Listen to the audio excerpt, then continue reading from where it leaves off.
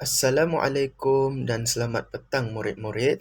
Baiklah, bersama Cikgu Nizam sekali lagi untuk subjek Bahasa Melayu. Baiklah murid-murid, pada hari ini tajuk pembelajaran kita adalah penjodoh bilangan. Jadi hari ini kita akan melihat pada aspek tata bahasa iaitu penjodoh bilangan. Apakah itu penjodoh bilangan murid-murid? Penjodoh bilangan digunakan di hadapan kata nama untuk menguatkan aspek bilangan.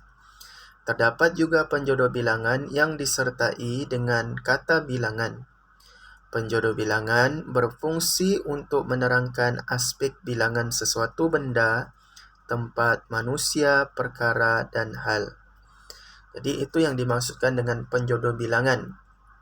Dalam erti kata yang mudah untuk kamu fahami, penjodoh bilangan adalah perkataan yang digunakan untuk menunjukkan nilai bilangan sesuatu benda, tempat, manusia ataupun perkara-perkara yang lain. Baiklah, apakah contoh-contoh penjodoh bilangan murid-murid?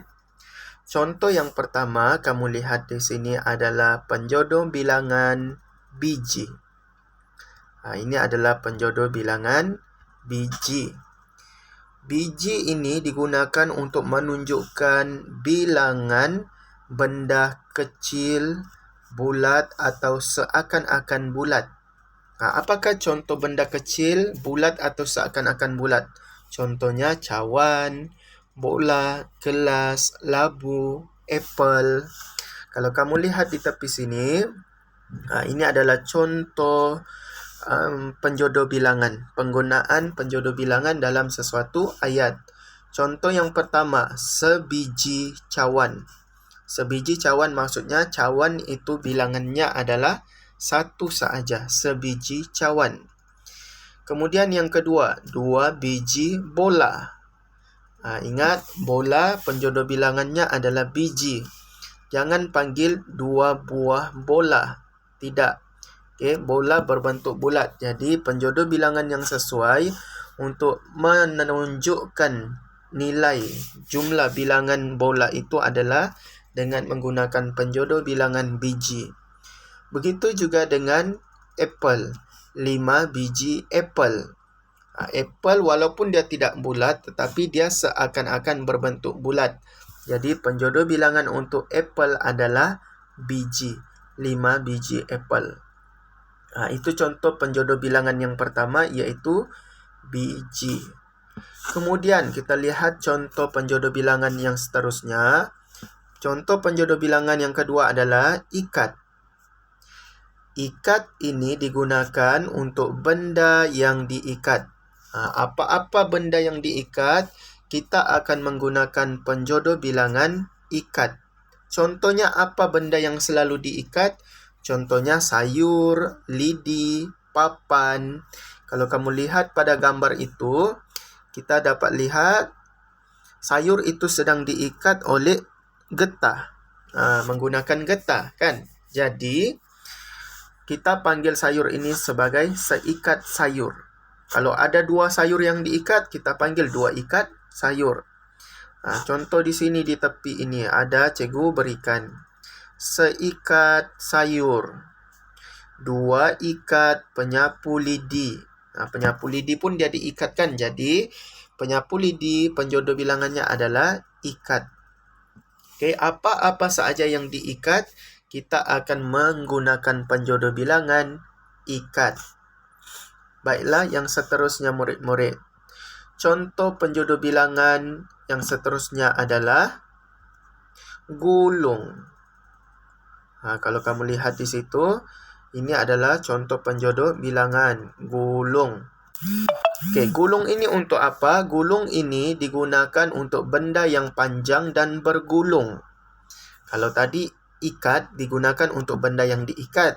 Kalau untuk gulung, gulung ini digunakan untuk benda yang panjang dan bergulung. Contohnya apa? Contoh kalau kamu lihat pada gambar ini, kita ada gambar filem dan juga tikar. Di sini cikgu ada tuliskan segulung tikar, 2 gulung filem. Contoh. Baiklah.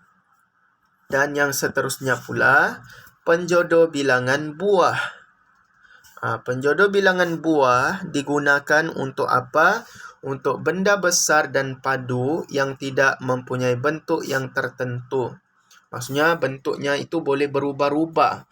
Contohnya kereta, rumah, buku, mesin, taman.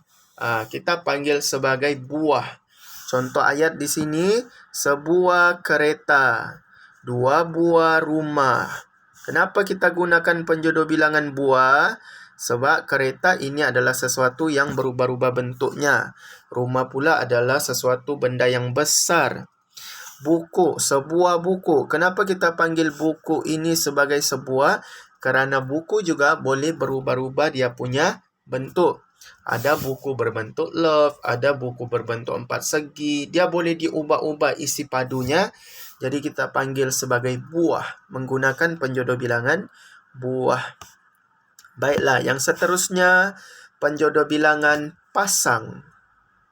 Ini pasang. Pasang ini digunakan untuk menunjukkan bilangan benda yang berpasangan.